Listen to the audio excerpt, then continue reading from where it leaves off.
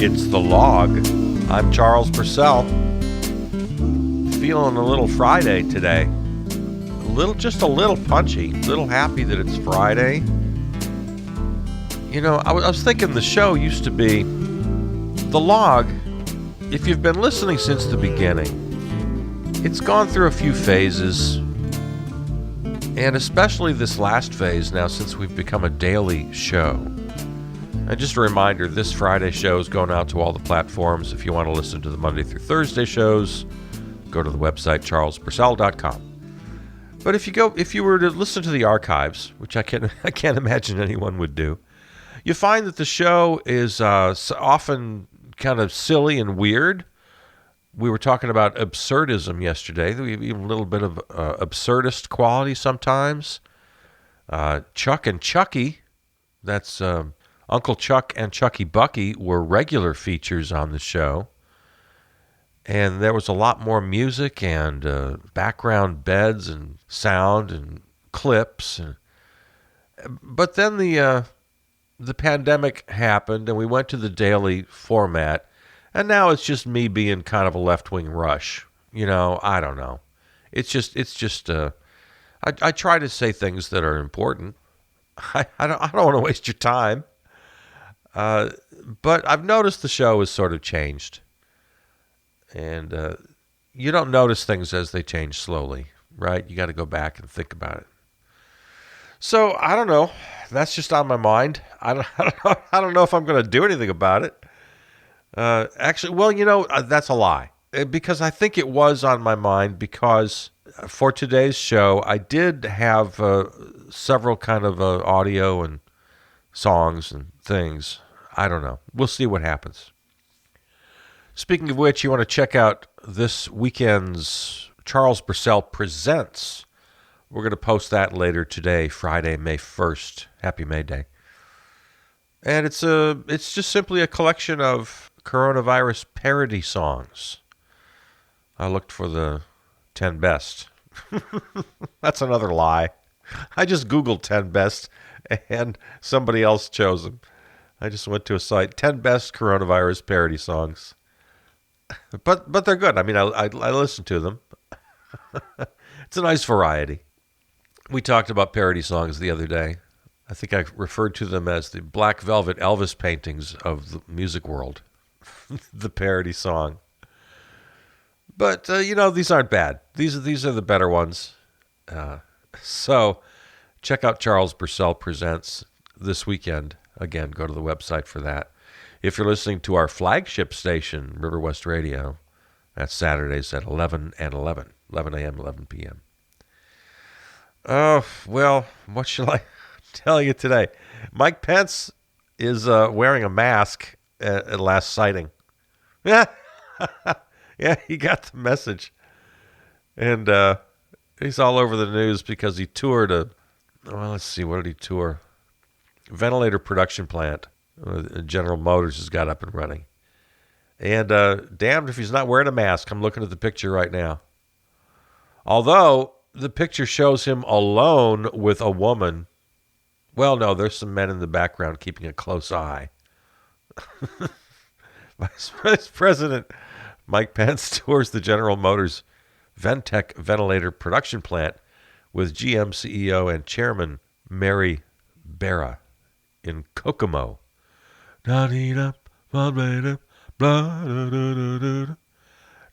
Kokomo, Indiana. Kokomo, Indiana. On Thursday, April 30, 2020. So, shouldn't that be chairperson? Is chairman still considered a gender-neutral word? I thought it was just simply chair or chairperson. Well, this is an NBC News site I'm looking at. I'm sure if it was Democracy Now!, they would have said chair or chairperson. But there he is wearing a mask. All right. And he's wearing glasses. I've noticed, does Mike Pence usually wear glasses? He's wearing glasses in this picture. I'm just going to Mike Pence images right now just to see. No, he's never in glasses. You never ever. Looking at a whole page of pictures here. God, he's a goofy guy. Got that little furrowed brow that he does. And when he looks at the Orange Menace with that weird kind of adoration. I think he kind of likes Donald. Not just likes, but likes.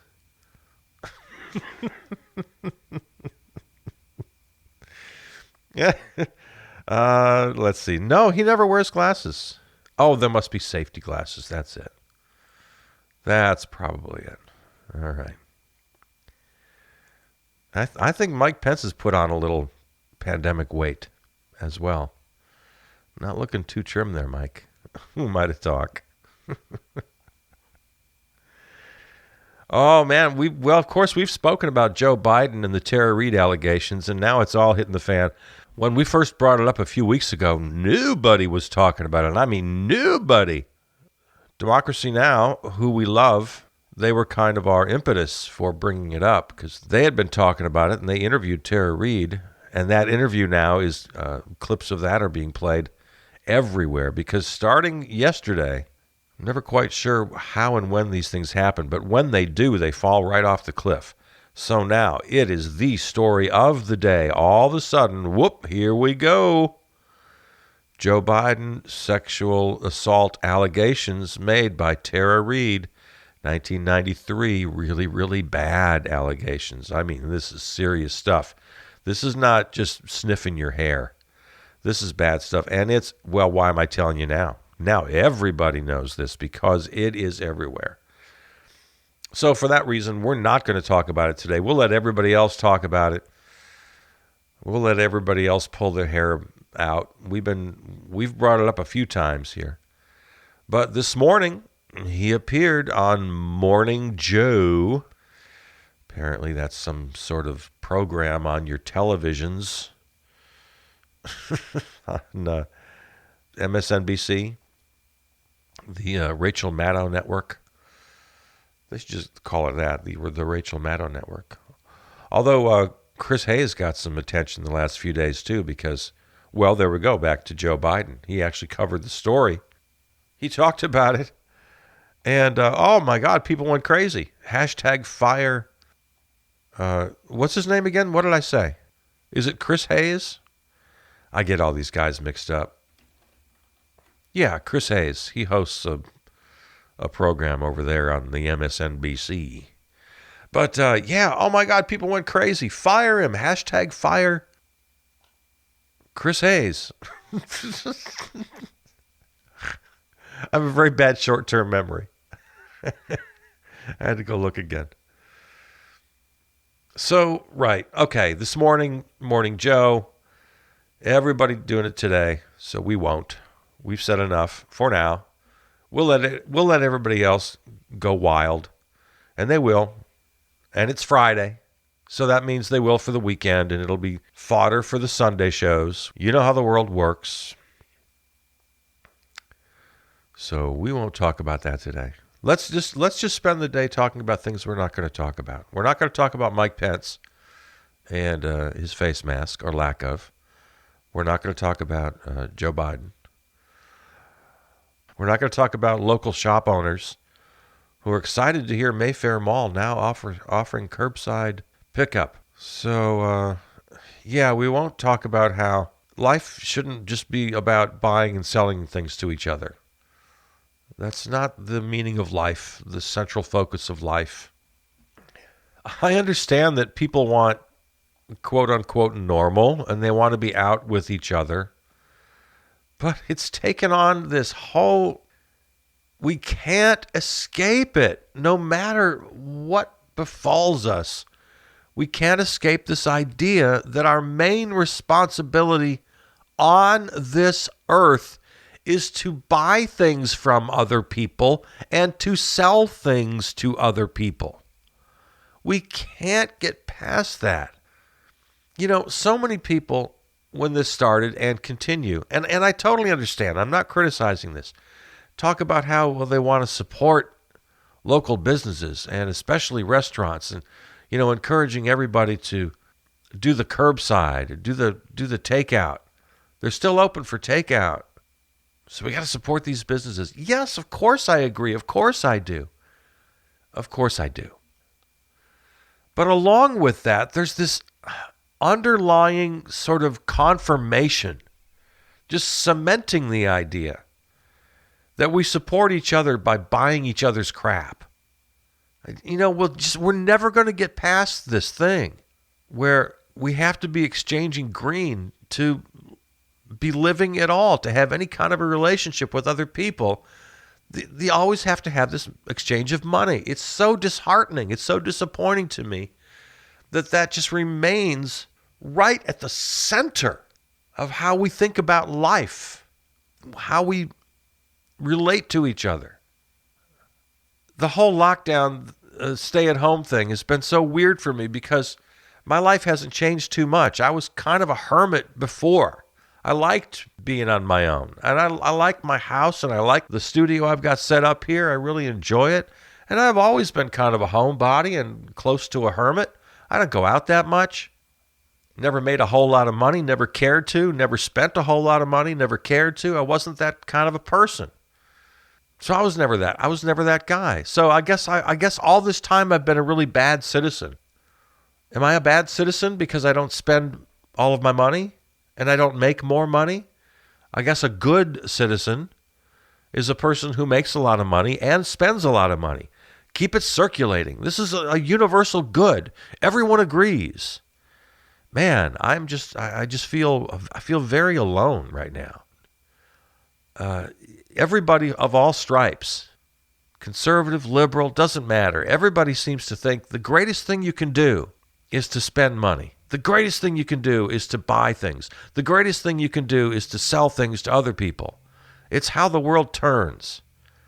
I never agreed with that. It's not, yeah. So we're not going to talk about that today either.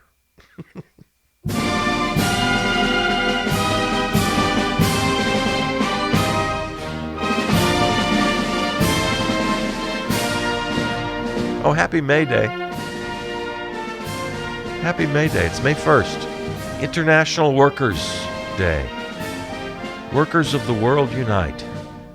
International Workers' Day, also known as Workers' Day or Labor Day in some countries, often referred to as May Day, is a celebration of laborers and the working class that is promoted by the International Labor Movement, which occurs every year on May Day, 1st of May.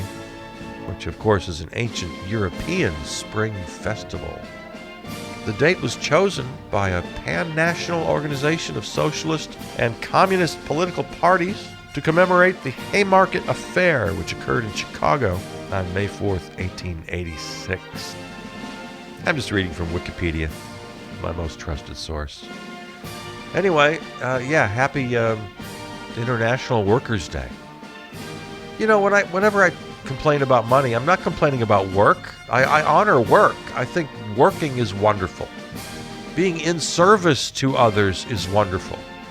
Producing the goods and the services that we need, that we are here for that. Yes, don't get me wrong. And then appreciating each other for the work we do, that's great.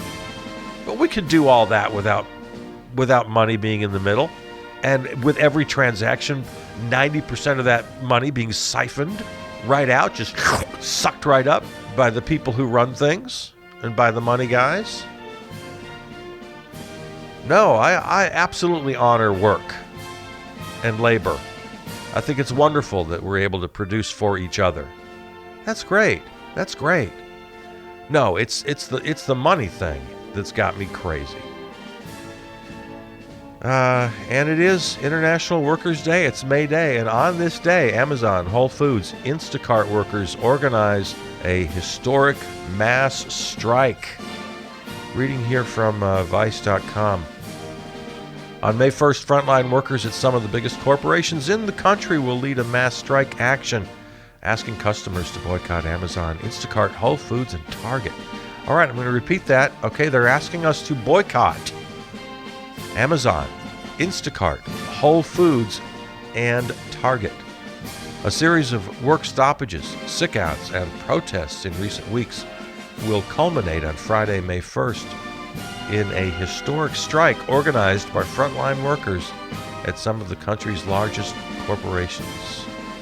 Workers at Amazon, Whole Foods, Instacart, Walmart, FedEx, Target, and Shipt say they will walk off the job on May 1st to protest their employer's failure to provide basic protections for frontline workers who are risking and losing their lives at work. Meanwhile, these same companies are making record profits. Yeah, the company's making record profits. It's crazy. Some people are really cashing in on this thing. Oh my God. Speaking of which, here, I happen to see this. Cashing in on pandemic. Documents show lawmakers. We know this story. It was in the news for a 24-hour cycle and then went away. Lawmakers made 15,000 stock transactions worth $158 million as COVID-19 spread. Yeah, we heard about this for about a day. And then the story just went away.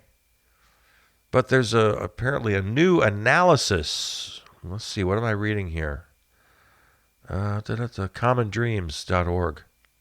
A new analysis of financial disclosure documents found that Republican and Democratic members of Congress made nearly 15,000 stock transactions worth up to $158 million between February and April as the coronavirus spread across the U.S., heightening suspicions that elected officials in charge of the federal response to the pandemic have opportunistically cashed in on it. Yep, they were first out of the gate before the gates were even open. They knew what was coming. They had intelligence reports that we didn't have, and they dumped stocks. I've seen charts on this. This one doesn't include the chart, but the other day I saw a chart of all the stocks they dumped, and they just nosedived. They became worthless. So they dodged that bullet. And then the stocks they purchased, things like Amazon and Zoom and other telemedicine, things like that, just skyrocketed. So they did very, very nicely. And yesterday's news, nobody cares. Lord mercy, Mary, are you kidding me?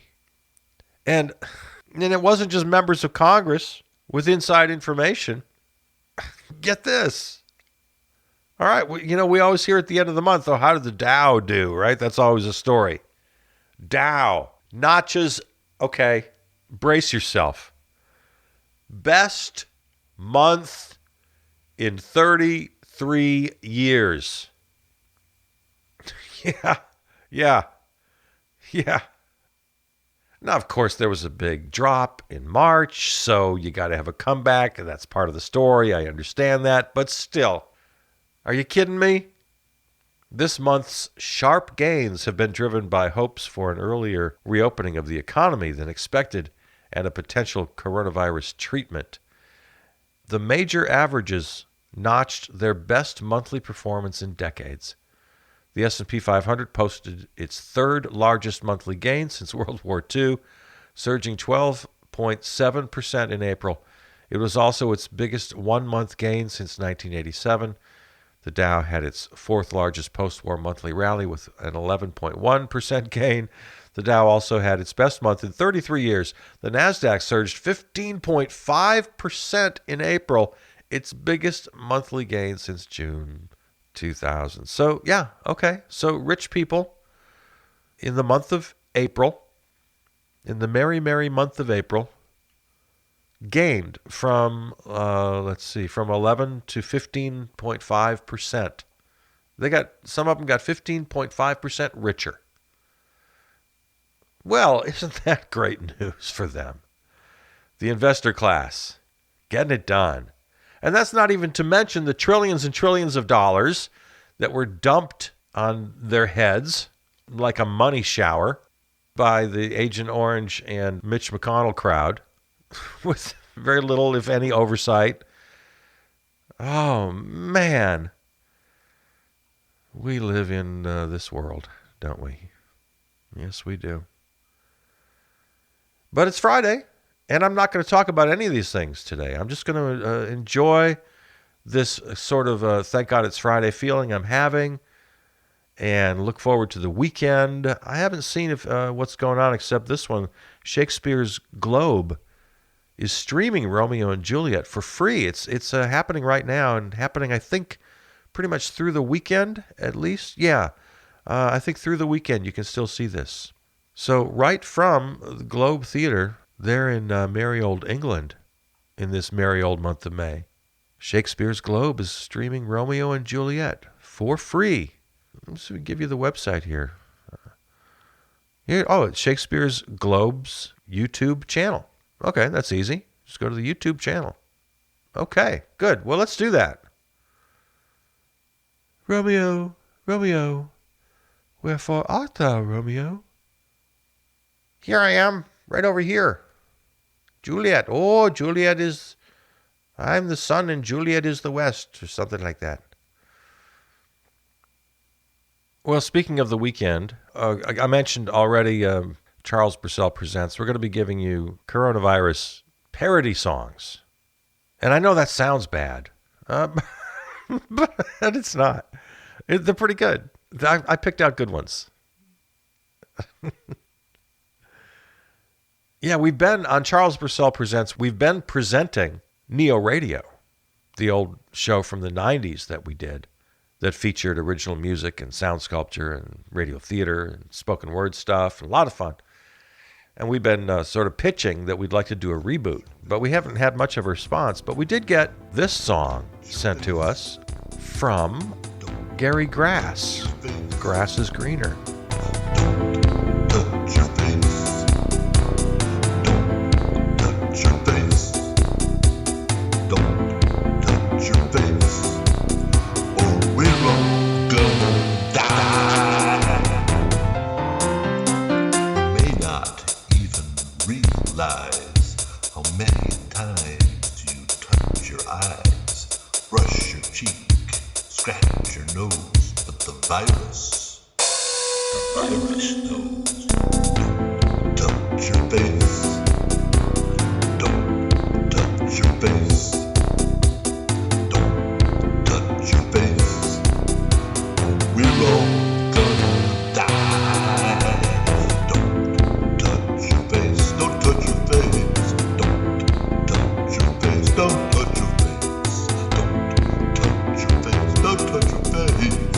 Don't touch your face. Touch your face. Oh, don't touch it. Don't touch your face. Well, I thought I'd leave you with this. Somebody calls himself Microsoft Sam.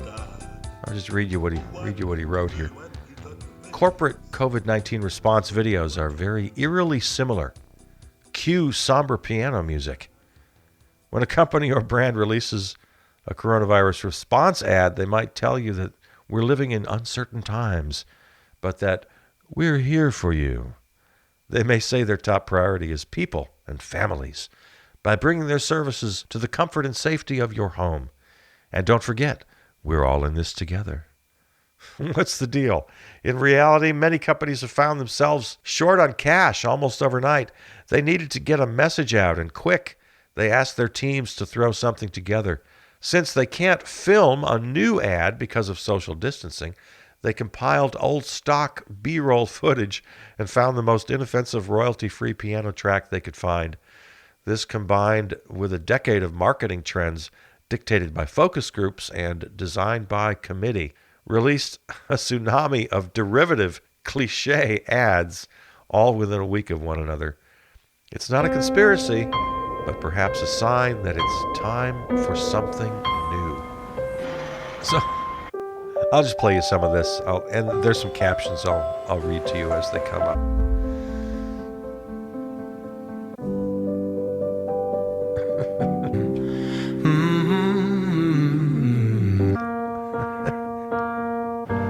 Just cutting between all these different commercials. Budweiser, FedEx, Lincoln, Heineken, Facebook. When we first opened our doors, Since 1926. Since 1978. For 60 years. For 75 years. For over 80 years. In 90 years. Over 100 years. Nationwide has been on your side. Restaurants have always been there for you. Nissan has been with you through thick and thin. We will do what we've always done. Take care of people. We're people. People. People. You get the idea. Family. Family. Family. Family. Family. Family. Family. Family. Families are families. Families. Even now. Especially now. Especially now. Right now. Now more than ever. More than ever. Today, more than ever. Today, more than ever. In times like this. At times like these. During these difficult times. In these troubled times. Challenging times. Trying times. In these times of uncertainty. During this time of great uncertainty. During these uncertain times. During these uncertain times. In uncertain times. In uncertain times. Uncertain times. Unprecedented times. Unprecedented times. Unprecedented times. There are just dozens and dozens and dozens of these. Time of social distancing. While things have slowed down. As we turn more inside. While the doors may be closed. While the distance between us has gotten bigger. The more we stay apart, we still find ways to stay close, even when we're apart. Even if Yeah, we these can't are fast stand closer cuts, than you 6 guys. feet. We can all stay connected to work. They're not just school, going back between a most couple here. importantly, There to are each other. There's still many ways dozens of to these. touch each other. All without leaving the comfort and safety of your home. Without leaving the safety of your home. From home. Home. Your home. At home. Home. Home. Home. Home. Home. That's the key. Buick and GMC are here to help. Con Edison is here to help. Here to help. Our teams are here. We are here. We're here. We're here. Here for you. Here for you. We're here for you. We're here for you. We are here for you. We're here for you. We are here for you. We'll be here for you. Runnings is here for you. We're still here for you. Remember We're Seinfeld? with you. We're part of I'm your here for community. you. So you can trust us. You can count on us. And we'll get through this. We'll get through this together. Together. Together. Together. Together. Together. Together. Together. Together. Together. Together. Together. Together. Together. Together. Together. Together. And together. Together. Together. Together. Together. Together. Together. Together. Together. Somber music speeds up now. That was the caption. Oh yeah, here's how we close it now. Everyone claps.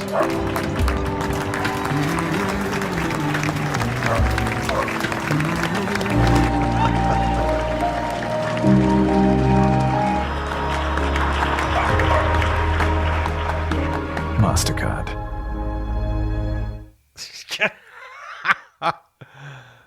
So there it is. All right. All right. Have a good weekend.